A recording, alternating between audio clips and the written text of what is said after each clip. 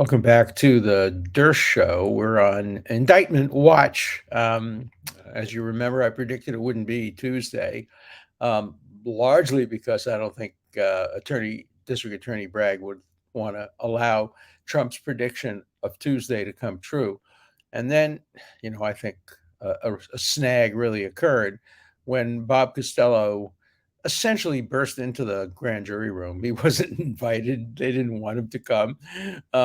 He insisted, and they really had to give in and invite him. And he gave some very, very, very damning testimony about Attorney Cohen, that, they had met, that he was one of his legal advisors, and that he told him that he would lie, that Trump didn't have anything to do with the payment of money, that was done purely by Cohen to avoid embarrassment to Trump's family and to try to get him in Trump's good graces.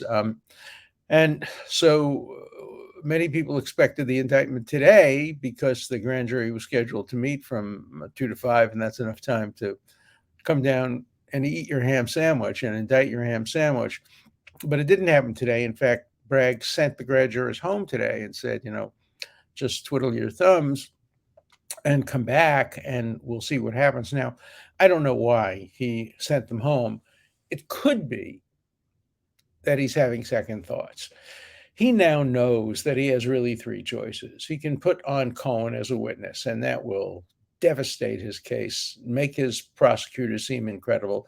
Probably his local prosecutors, trial lawyers, are pushing back a little bit and are saying, wait a minute, do we really have to call Cohen as a witness? We will be laughed at and we will be condemned and our credibility will be destroyed in front of the petty jury. Do we really have to do that? So one option is to do it and to incur the wrath of so many people and to be made to look non-credible. The second alternative is to try to make the case without Cohen. You can do it. You can bring on the former head of National Enquirer and the former head of, Trump's finances, both of whom testified in front of the grand jury. But it's Hamlet without the prince if you don't have a Cohen. And obviously, that will be a major argument in front of the jury. Where's Hamlet? Where is Cohen? Everybody's talking about Cohen. Why haven't they put him on? Ladies and gentlemen of the jury, I'll tell you why they haven't put him on. They don't believe him. And if they don't believe him, how can you convict in this case? So that's option number two. And option number three, which is the right option, is to drop the case. But I doubt that he's gone so far that he'd be willing to go back to his original ideas. And his original idea was not to bring this case. And then obviously pressures were put on him by contributors, by maybe some lawyers in his staff, by voters. After all, he runs for election and he has to satisfy the voters. So those are his three options. He probably will do the foolish thing and put on Cohen, and that may very well backfire. Look, juries sometimes believe perjuring witnesses, but this guy has such a record of perjury that it's awfully hard to, with a straight face, say to the jury, ladies and gentlemen of the jury, you've heard my witness, Cohen. You should believe him. He's telling the truth. No, that's going to be a very hard sell. It would be almost as hard a sell as if Trump were to take the witness stand, which he's not going to do, and say, oh, I never met Stormy Daniels. I did not have an affair with her. I don't think anybody will believe that. People do pay hush money to people with whom they haven't had sex to avoid the embarrassment. But here, the circumstantial evidence is too strong. They clearly met, and they clearly had some kind of a contact, and then the payment was made. It's going to be hard, even if he didn't have an affair, and I don't know whether he did or not. The jury won't believe it, and therefore their credibility would be affected. And look, trials are matters of credibility. We won the OJ case not because we had better evidence, but because we put on only scientists as witnesses, and they couldn't in any way cross-examine effectively our witnesses, whereas they put on a bunch of lying racist cops who planted evidence, and we were able to demolish them. And that was the result. People misunderstand. We didn't win the OJ case, they lost it. And that could happen here as well. I've been involved in many, many cases where the verdict was on our side, but the responsibility for the verdict was with the prosecution that didn't know how to limit their case and didn't know how to put on an effective brief or case. So I don't know what's going to happen here. The real question is whether this will ever get to trial. Let's assume we get an indictment. First motion, Your Honor, we move to dismiss the indictment on the ground that the statutes of limitation have been exceeded. There's a misdemeanor charge here. That's a 2-year statute of limitation. There's a felony charge here. That's a 5-year statute of limitation. The alleged crimes here occurred 7 years ago, and they were well known. Nobody was hiding them. All the facts were made public. They easily could have indicted 7 years ago, 6 years ago, 5 years ago, 4 years ago, 3 years ago, 2 years ago, a year ago. No, they waited until now to indict. Why did they wait until now to indict? Not for a good reason. The previous prosecutor decided not to indict. There was no case. There wasn't enough evidence. Even this prosecutor, Bragg, initially decided not to indict, and there was a revolution among some of his staff members, just like there was a revolution among the staff members when they decided to indict, not to indict. Staff members will rarely be satisfied with their boss's decision. But in this case, there's no new evidence. Nothing new has happened except more pressures have been put on him, and except that Trump announced that he was going to run for president.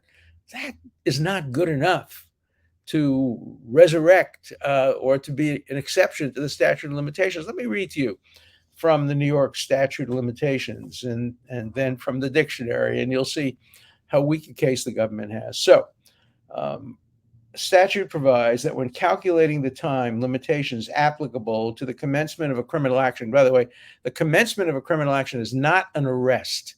It's the indictment. And remember that the indictment does not have to take place when the defendant is in the jurisdiction. In fact, this indictment probably will occur while Trump's in Florida, and then he'll get on an airplane, he'll fly to New York, and he'll be arraigned and processed, and there'll be the mugshot. Mugshot will be the second most famous mugshot after Frank Sinatra's in history, and people will make T-shirts out of it, and it will become Trump's campaign poster. Look at me. There's a mugshot. That's why you have to vote for me. You'll see. I'll read one letter later, which says exactly that by one of our viewers. Okay. So, when calculating the time limitations applicable to commencement of a criminal action, the following periods shall not be included. And I'm going to read them in reverse order because the first one is so obvious we don't have to talk about it. Okay. When a prosecution for an offense is lawfully commenced within the prescribed, I'm reading the wrong thing. So this is part that doesn't count in the statute of limitations. When the whereabouts of the defendant were continuously unknown. Now, I think everybody knew where the whereabouts of Donald Trump was. He was on television every single day, and he was in the White House. So we know his whereabouts. And continuously ascertainable by the exercise of reasonable diligence. So part 2 simply doesn't apply. Even Bragg will not say that his whereabouts were not known. All he had to do is turn on a television, pick up a newspaper. You'd see where he was. He was in the White House or he was in Mar-a-Lago, but his whereabouts were easily ascertainable. So forget about that. Let's get to the first one now. Any period following the commission of offense during which, quote, the defendant was continuously, I'm going to spell that out for you, CONTINUOUSLY,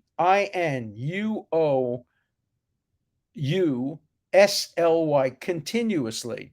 I want to emphasize the word is not continually, it's continuously. So the defendant was continuously outside of New York. So that's the part of the statute that Bragg will rely on, that Trump was continuously outside of New York. Now, let's turn to another book. Let's turn to the Oxford Dictionary, which is obviously the definitive work. And the question is, what does continuously mean? Well, continuously means, quote, without interruption or gaps. And then others distinguish between continuously and continually. Continuously means that it's just never different. It's one complete failure to be there or absent, whichever the case may be. Continually has a completely different meaning. Continually means repeated frequently, and continuously means without ceasing. So just to turn that into ordinary, Brooklyn street English, which is what I grew up on. If somebody does something continuously, he does it all the time. So that, for example, if you get somebody who moved out of New York and moved to Florida and never came back to New York, he was outside of New York continuously. On the other hand, if he's like me and spends a lot of time in Florida and some time in New York, sometime on Martha's Vineyard, then I'm out of the state continually. But I'm not out of the state continuously because I come back. Now, what's the situation with Trump? Trump had a residence in New York during the entire period of time. And he had an official residence. He was a resident of New York during the time, even when he was president. And he became a resident of Florida only thereafter. But even when he was a resident of Florida, he came back to the Trump Towers and he had an apartment. So he was never, to this day, continuously out of the state of New York. Now, they're going to argue that he was, and that continuously doesn't mean what the dictionary says it means. It's what various courts have said it means. And some courts, courts are all over the place on that. But the meaning of the statute, the plain meaning of the statute, is as clear as can be. And remember, what's the policy behind the statute? The policy behind the statute is you don't want the statute of limitations to run out if a guy's hiding, or if a guy ran off to Europe, or if a guy had an operation to change his face.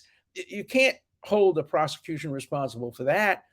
But if he's easily indictable, then he has to be indicted within the 5-year or 2-year period. Now, what could have been easier than to have a grand jury issue an indictment? He doesn't have to be there for that.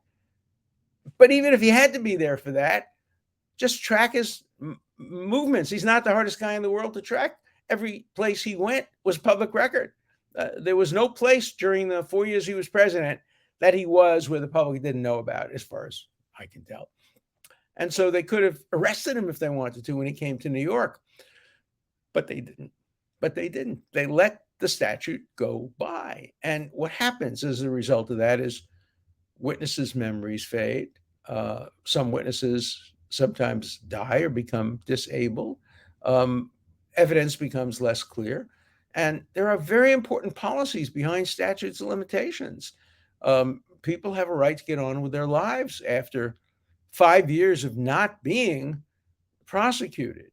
And so I don't see how Bragg gets around this statute of limitations.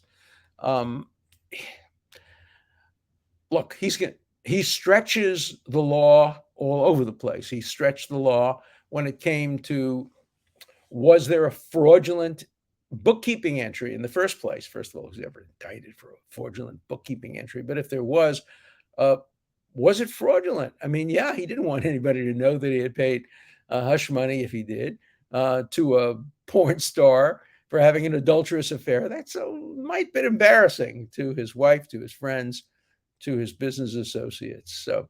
So nobody ever puts down on their business forms, I paid $130,000 to a porn star to cover up an adulterous affair. That's never been done in history. So they always disguise it in some way. And the question is, was the disguise fraudulent? He said legal expenses. Well, they were legal expenses. The money came through his lawyer, and it was designed to settle a lawsuit. It was an extortionate demand by Stormy Daniels, because it is extortion to say, I will reveal something unless you pay me. It was an extortionate demand. And it had legal consequences.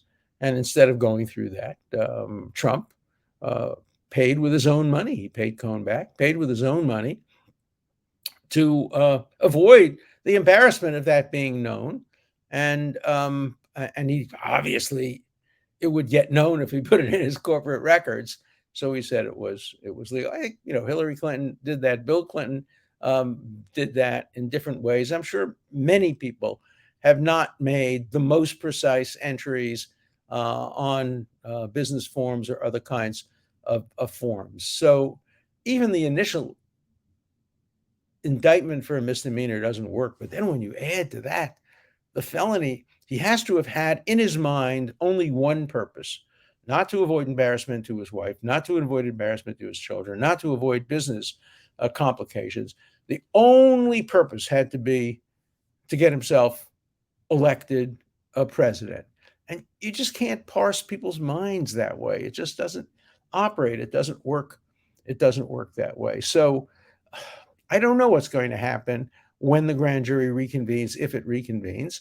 I suspect there's still going to be an indictment, but it's going to be a lot harder after Bob Costello's testimony. And it's going to be a lot harder on the statute of limitations. But I don't think Bragg cares if he loses on statute of limitations. He says, that's the judge's fault. It's not my fault. I didn't write the law. I didn't apply the law. I tried my best. Hey, I complied with the mandate of the Democratic Party. Get Trump, stop him from running. And so we'll see. We'll see what happens. We'll see if Bragg changes his mind. I don't think he will, but it's now become slightly more possible than it was 3 or 4 days ago. Look, there's going to be another problem. I'll only take 1 minute on this now because I'll probably spend some time on it next week. How do you get a fair jury? How do you get a fair petty jury of 12 people in the city of New York who don't have very strong opinions on Donald Trump and very strong opinions on him running for president? Just remember what happened to me. I had friends. I used to have friends. I used to have a lot of friends. I don't have any more because I defended Donald Trump in front of the United States Senate. I didn't even vote for him. I voted against him, but I'm, committed the sin of putting the Constitution before politics, and so people stopped talking to me.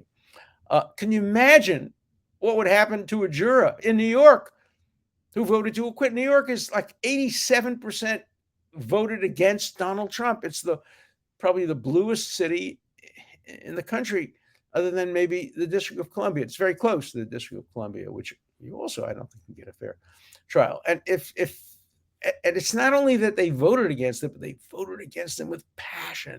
And they wouldn't talk to people who voted for them. They wouldn't have anything to do with people who voted for them. I saw a poll recently. People wouldn't go out socially with people who voted the opposite way from the way they voted in the Trump elections. So how is a jury going to fairly apply the law? Jurors are going to say to themselves, if we vote to acquit, we're going to be the 12 most unpopular people in the city of New York. People are going, oh, that's the guy who voted to let Trump run for president. That's the woman. That's her. They're going to lose all their friends. It's going to be very hard to be objective. And so next week, we'll talk about what the alternatives are. Can you move this case to Staten Island? Can you move it to Queens? Can you move it outside the city of New York? All of that's possible, but will it happen? So we're going to stay on Trump watch. Eventually it will end one way or the other. He'll be indicted or he won't be indicted. And if he is indicted, we'll continue to watch the case because it will go slowly after that, but it will still move, and there'll be motions and there'll be arguments and there'll be a lot of things that I know a lot about. So this is the right program, the right podcast to stay tuned to if you want the inside story about what's going on with Trump. So please come back and see what developments occur. Now let's look at some letters. Okay, the first letter just deals directly with what I've just been talking about. Professor Dershowitz, what are the legal standards for a change of venue? If the evidence is overwhelming that Trump cannot get a fair jury in New York and or D.C., isn't that a cause for a change? Who decides? Well, yes, the judge decides. Can a denial be appealed? That varies state by state. In some states, you can immediately appeal a denial of a change of venue. In other states, you have to wait until there's a verdict in the case, a conviction, because if it's an acquittal, there's no appeal. Incidentally, thank you for continuing to provide interesting and unbiased legal analysis. It must have been great to attend your class. Well, you can come back and attend my class. It's very easy. Just, buy my book, Get Trump, and read it. And that'll be my class. I mean, I write like I teach. And so you'll see if you get Trump. I like that. Get Trump. If you get Trump, you'll see an analysis of every one of the four investigations against him. And I don't want to give away the ending of the book, but the conclusion is lots of smoke, no fire. And if there were to be a fire, it would have been set by an arsonist. There's not a legitimate case here, not a legitimate prosecution, not a righteous prosecution. There are so many barriers to conviction and affirmance here. Who is it, the poet that said, let me count the ways? I could spend the whole show just counting the ways of why this should not have been brought.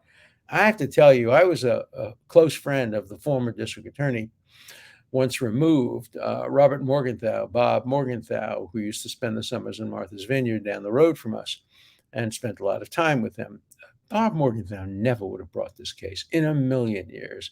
And his predecessor, Frank Hogan, after whom the building is named, would never have brought this case in a million years. And so, Bragg has to look at the portraits in his building and say to himself, why am I different? Am I smarter? Am I smarter than the federal agents who decided not to bring a federal case? Am I smarter than the previous district attorney, Cy Vance, who decided not to bring this case? Am I smarter today than I was when I first came into office, when I decided not to bring this case?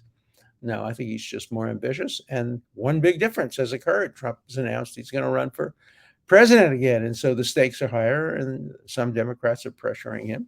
He got a very, very substantial contribution from George Soros. Is he worried that he might lose that contribution if he doesn't bring the case?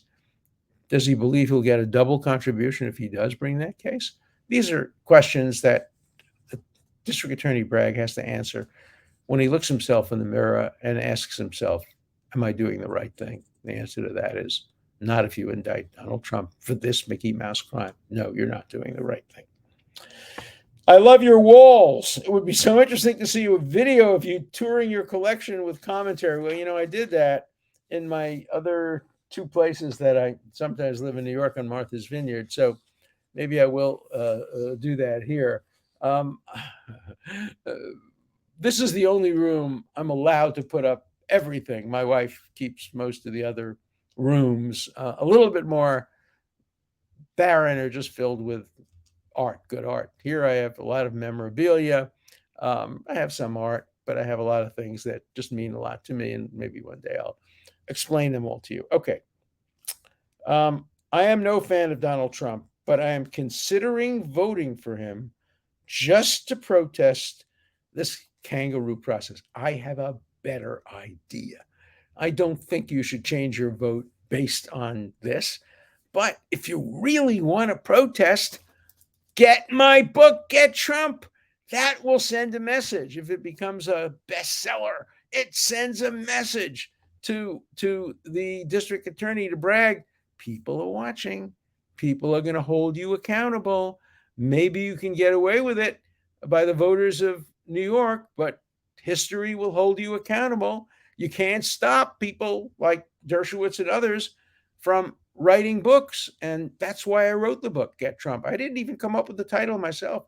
It comes from the campaign pledge of the Attorney General of New York, Letitia James. She said, I promise you, if you elect me, I will get Trump.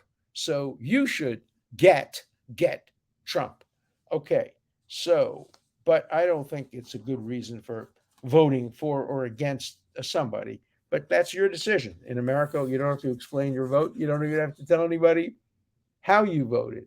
In the last election, my wife, everybody knew that I was, going to vote for Biden. But my wife wasn't so sure because, I had established some kind of a relationship with Trump. I had worked on the Israel issues. I'd worked on the David Accords, Abraham Accords. I'd worked on some of the other issues. So my wife said, I'm going to watch you vote. and I'm going to videotape it. And so she did. We voted absentee ballot in Florida. And so she videotaped me actually filling out the black box for Biden. So I'm one of the few people who can prove who I voted for, and I did it proudly. Many of you people disagree, but I thought he would help unite the country. I will not vote for some other Democrats. I will not vote for Bernie Sanders. I will not vote for Elizabeth Warren. There are other Democrats who I will not vote for. Obviously, none of the squad, but I would vote for Biden again if he was healthy and if he decided to run and if he ran on a platform that I could support. Okay. Professor Dershowitz, I do know there is nothing in the Constitution that precludes a person from running and being elected as president or a member of Congress, even if one is a convicted murderer and sitting in jail for the rest of his life. You know, it came close to happening at one point. We know that the vice president of the United States, under at least existing law and probably under the law that existed at the time, did engage in homicide. Aaron Burr, who was vice president at the time, killed Alexander Hamilton, and he did it unlawfully. And it might have even violated what's called the felony murder rule, because in some jurisdictions, dueling was a felony, and obviously the result of the duel was Hamilton's death. And he came very close, to being the president. He tied Jefferson in his vote. And any of you who saw the play Hamilton, you know what happened. And Hamilton, although he hated Jefferson's views, regarded him as an honorable person, regarded Burr as a dishonorable person, but unfortunately for history, Burr had better aim than Hamilton. Hamilton probably shot in the air. We're not absolutely positive, but that's what the evidence seems to suggest. So he says, this letter writer, we actually once had in our country's history a person reelected to the House of Representatives while in jail. And he cites Matthew Lyon, 1797. I take your word for it, so you sound accurate. However, could you please discuss the constitutional issues regarding impeaching a president for serious impeachable crimes that occur before he enters office?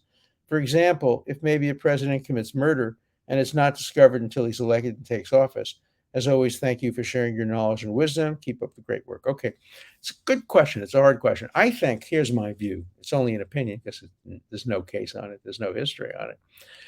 If a president commits an impeachable offense in order to get elected president, he isn't president yet, but he, say, bribes electors or bribes voters, I think he could be impeached for that. But I think if he commits a non-political crime before he gets sworn in, I don't think that the impeachment provisions would apply. But I can't cite anything. That's just my reading of the intention of the framers. I went back, as you know, when I defended Trump in front of the Senate, I went back and I read every word of the debates in the Constitutional Convention, and they weren't boring. These guys were great orators. It's interesting. Jefferson was a terrible orator. Adams was the great orator. Jefferson was the great writer. And that's why Adams said to Jefferson, you write the Declaration of Independence, but Adams was the one who did most of the speaking. So Moses and Aaron in some respects. So it's interesting. Please, Mr. Dershowitz, get Trump available in audio CD. I will pay the extra. No, you don't pay the extra. We're doing it. I haven't had time to read it. I used to like to read a lot of my books. Most of my books are on Audible, and you can get them on Amazon. This one is going to be read by somebody else. But according to my publisher, it should be out fairly soon. They're rushing it because when they published the book, I think they didn't realize it was going to be a bestseller, and it's becoming a bestseller. It was like 134th on Amazon's list of all the books in the world that Amazon handles, which is pretty good a number. And if you keep buying it, obviously the number will go up. But we're going to do an audio book, I think. But I think it took the publishers a little by surprise as to how well the book is done. What if a judge says to Trump, you can't campaign? Unconstitutional. A judge can't do that. A judge can't prevent that. A judge could deny bail, but a court of appeals would reverse that immediately. But he couldn't. And a judge could conceivably impose geographic limitations. He couldn't prevent him from zooming, but he might theoretically be able to prevent him from campaigning in New Jersey. I don't think so, and I don't think the court would uphold that. Can you name some young people who can carry on your legacy regarding civil rights? Yeah, I can. Joel Pollack is a wonderful, wonderful lawyer, was my student at Harvard Law School and works for Breitbart and is one of their editors and has a terrific talk show. There's a terrific lawyer in Miami named David Marcus, who was my research assistant as well, and is a great lawyer who really carries on my tradition of civil liberties and defending people regardless of political views. And I'm sure there are many others as well. What happened to you, Professor? You're too smart for this. Is Trump blackmailing you? No, I have nothing to be blackmailed on. I'm an open book. I never have done anything that would warrant blackmail. And if they ever tried it, of course, I never would pay a penny. That's not who I am. If I were ever extorted, I would expose the extortion and expose the extortionists. So don't try to get me that way, because it would never, ever work. I'm so thankful for your ability to inform the public about constitutional laws. More Americans need to call out the injustices, regardless of political affiliation. One of my regrets in life is that I was never able to have you as a professor. Well, you can have me as a professor. Just read my books. That's what I am, a professor. I've written 52 books. I'm working on my 53rd. And I write like I talk. I write like I grew up in Brooklyn. I try to talk sensibly, street talk. I'm not an elitist. I'm not a fancy guy. And I write exactly the same way. So if you enjoy my talking, then you'll enjoy my writing and get Trump. See you next week. And we'll probably have some big breaking news by next week. And, maybe if there is an indictment, we might put on a special show, even though it's not Monday, Tuesday, or Wednesday, because I like to be on top of developing events. So see you either next Monday or possibly before that.